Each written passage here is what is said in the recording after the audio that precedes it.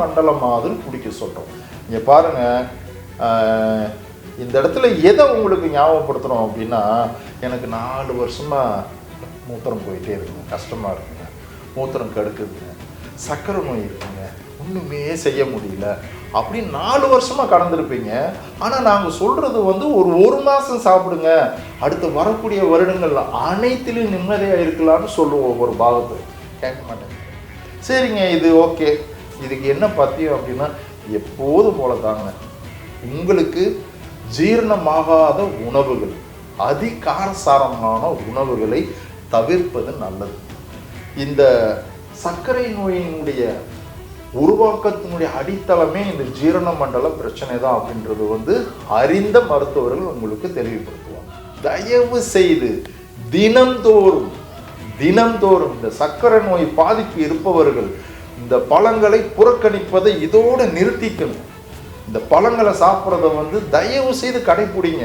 இந்த பழங்களை நீங்கள் எடுத்துக்கொள்ள தேவையான விட்டமின்ஸும் மினரல்ஸும் கிடைக்க கணையம் வேலை செய்ய ஆரம்பிச்சிடும். சகோதர சகோதரிகள் புரிஞ்சுக்கோங்க.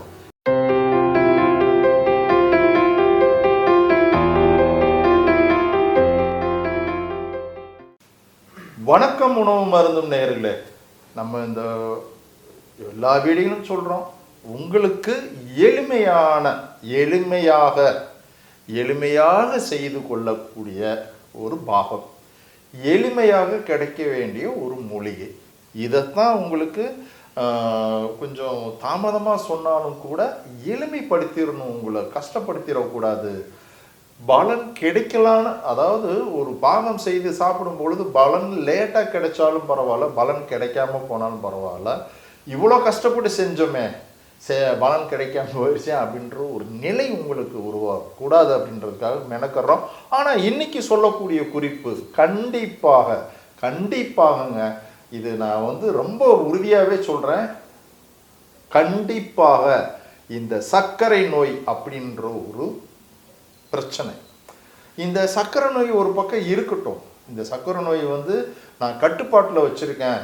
சில பேர் சொல்லுவாங்க, எனக்கு 500 எண்ணிக்கையில் இருந்தது, நான் வந்து எந்த ஒரு மருத்துவமும் எடுத்துக்கொள்ளவில்லை, ஆயுர்வேதமும் எடுத்துக்கல, அலோபதியும் எடுத்துக்கல, சித்தாவும் எடுத்துக்கல, எதுவுமே எடுத்துக்கலைங்க, உணவுலேயே நான் கட்டுப்பாட்டில் இருக்கிறேன், எனக்கு எந்த பிரச்சனையும் இல்லை அப்படின்னு சொல்லுவாங்க.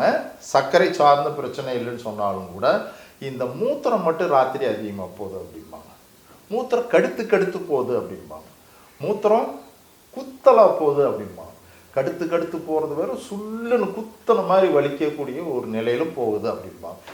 இது இந்த சர்க்கரை நோயினுடைய வெளிப்பாடு அப்படின்றத நம்ம பார்த்தாலும் கூட, நம்ம வந்து இன்னைக்கு சொல்லக்கூடிய குறிப்பு என்ன அப்படின்னு பார்க்கும் பொழுது, இந்த சர்க்கரை நோயையும் கட்டுப்படுத்தி இந்த சர்க்கரை நோய் கண்ட்ரோலில் இருப்பவர்கள், மாத்திரை மருந்து எடுக்காமல் இருப்பவர்களுக்கும் இந்த பக்க விளைவாக வரக்கூடிய இந்த குற்றத்தையும் சரி பண்ணக்கூடிய ஒரு மருந்து என்ன செய்ய போகிறோம், என்ன சொல்ல போகிறோம் அப்படின்றது இந்த பாகம் கொஞ்சம் மெனக்கிட வேண்டிய ஒரு பாகம்தான்.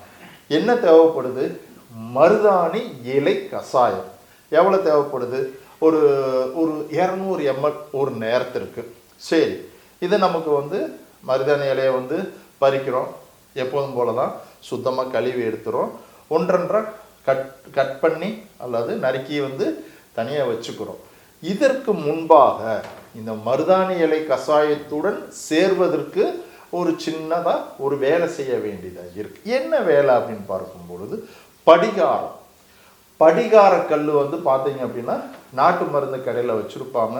இது பெரியவர்களுக்கு தெரியும், ஏன்னா இன்னைக்கு பெரியவர்கள் இல்லாமல் சிறியவர்களுக்கு முதற்கொண்டு இந்த சர்க்கரை நோயினுடைய தாக்கமும் அதற்குண்டான மற்ற குற்றங்களும் மலிந்து போய் கிடக்குது அப்படின்றது மிக இல்லாத வார்த்தை அப்படின்றது நீங்கள் தான் அதை வந்து உணர்த்திட்டு இருக்கீங்க. அதனால் நான் என்ன செய்கிறோம் அப்படின்னா, இந்த படிகாரம் வாங்கிட்டு வர்றீங்க, எவ்வளோ வாங்குறீங்க, நமக்கு வந்து இந்த படிகாரத்தை வந்து ஒரு 1/4 கிலோ வாங்கினாலும் பாதகமே கிடையாது. ஏன்னா 50 ரூபா 100 ரூபா தான் இருக்கும் கிலோவே.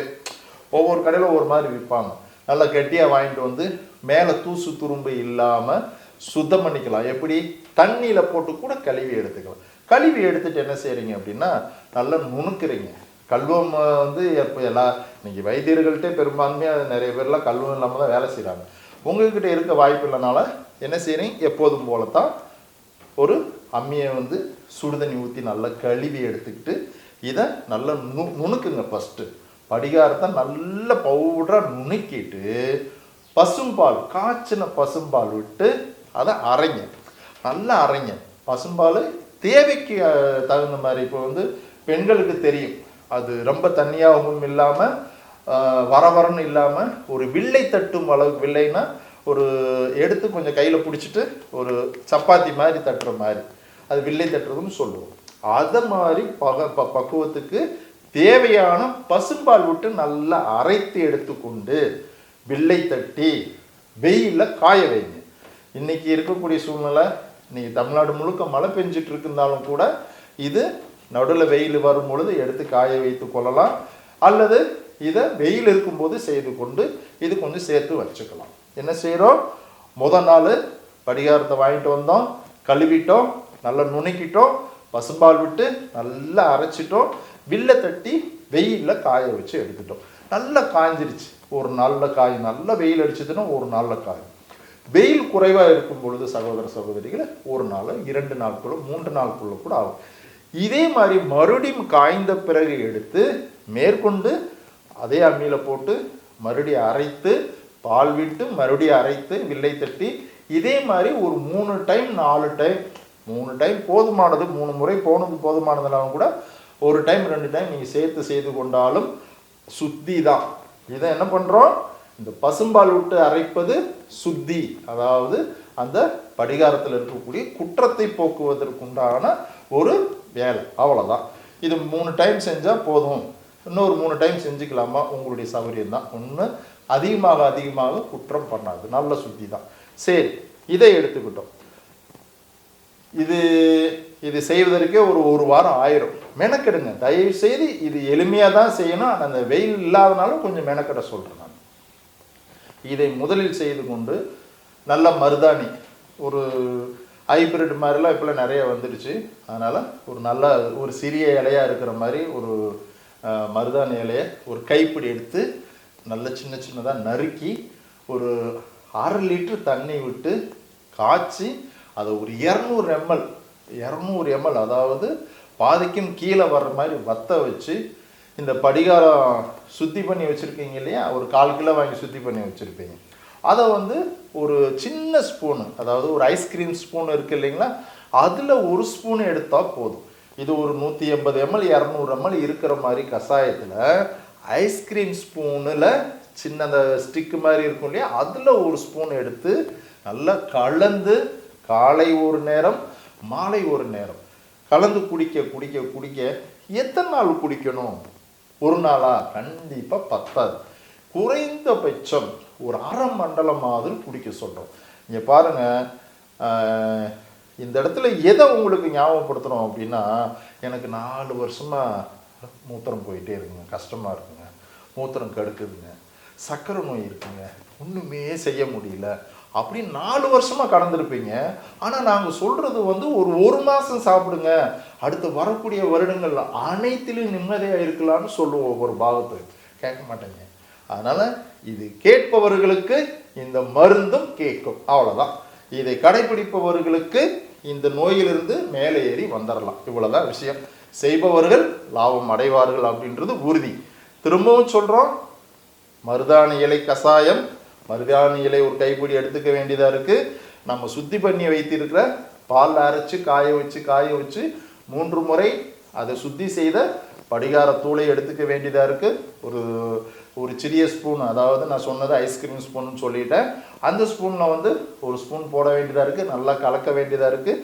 காலை ஒரு நேரம் மாலை ஒரு நேரம் 2 வேளை குடித்துட்டு வர ஒரு 20 நாள் பொறுமையாக குடிங்க. இது பெரிய செலவே கிடையாது. அதிகபட்சம் பார்த்தீங்கன்னா இந்த பாலுக்கும் இந்த படிகாரத்துக்கும் ஒரு 200 ரூபாய் செலவு பண்ணுவீங்க.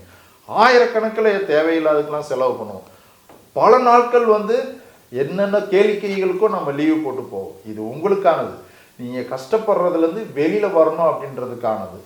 இதற்கு கூடுதலாக இது செய்து கொண்டு வரும் பொழுது நேயர்களே, இந்த பாகம் உங்களுக்கு நீங்கள் கடைபிடிக்க ஆரம்பிச்சிட்டீங்க. கடைபிடிக்க இந்த மூத்திர கடுப்பு, மூத்திர குத்தல், சில நேரங்களில் வேறு விதமான விளைவுகளை ஏற்படுத்தக்கூடிய ஒரு குற்றமும், இந்த சர்க்கரை நோயும் கட்டுப்பாட்டுக்குள்ளே வரக்கூடிய ஒரு சூழலும் எல்லாமே உங்களுக்கு சாதகமாக அமைந்து இந்த ஒரு கடுமையான வேதனையான ஒரு நோயிலிருந்து நீங்கள் வெளியில் வரக்கூடிய ஒரு சூழல். சரிங்க, இது ஓகே. இதுக்கு என்ன பத்தியம் அப்படின்னா, எப்போதும் போல தாங்க உங்களுக்கு ஜீரணமாகாத உணவுகள், அதிகாரசாரமான உணவுகளை தவிர்ப்பது நல்லது.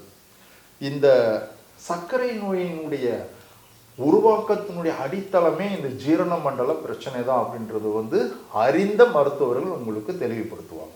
சரி, இதை எடுத்துக்கொள்ளும் பொழுது, இந்த உணவு கட்டுப்பாடையும் நம்ம கடைபிடிக்கும் பொழுது,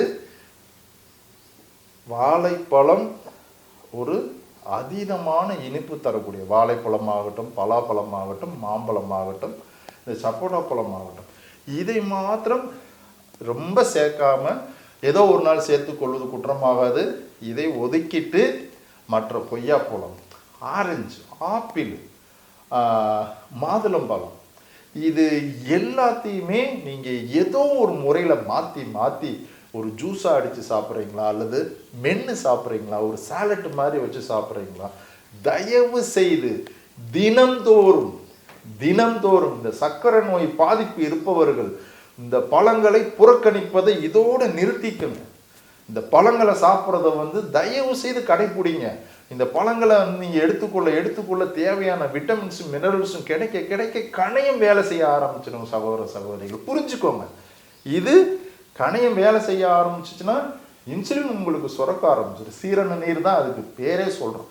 அந்த நீரும் சுரக்க உங்களுக்கு இயல்பாகவே மேல் நோக்கி இந்த கஷாயமும் அந்த படிகாரமும் ரத்தத்தில் இருக்கக்கூடிய சர்க்கரையை குறைத்து கொண்டு பணி செய்து வர, நீங்கள் சாப்பிடக்கூடிய நல்ல சத்தான நார்ச்சத்து உள்ள உணவுகளும் பழங்களும் உங்களுக்கு அந்த உறுப்புகளை பலப்படுத்தி அதை இயக்கு முறைக்கு கொண்டு வந்துடும் அப்படின்றத இந்த இடத்துல ஞாபகம் வச்சுக்கிட்டு, எளிமையான குறிப்பு தயவு செய்து பயன்படுத்தி திருமணமாகாதவர்கள் சர்க்கரை நோயில் பாதிப்பாக இருக்கிறீங்க. இந்த நோய் உங்களுடைய மரபணுல போய் பதிஞ்சிரும்ன்றதை ஞாபகம் வச்சுக்கோங்க.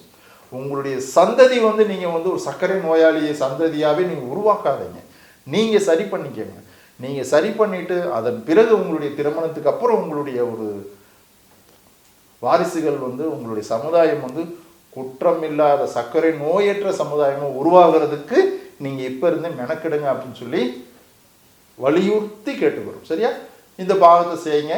இதில் ஏதாவது சந்தேகம் இருக்கும் பட்சத்தில் கண்டிப்பாக கூப்பிடுன்னு விளக்கம் சொல்கிறது காத்துட்ருக்கோம். எப்பொழுதும் போல தான் நேயர்களே, சித்தர்களுடைய ஆசீர்வாதமும் அடியனுடைய வாழ்த்தும். வணக்கம் நேயர்களே.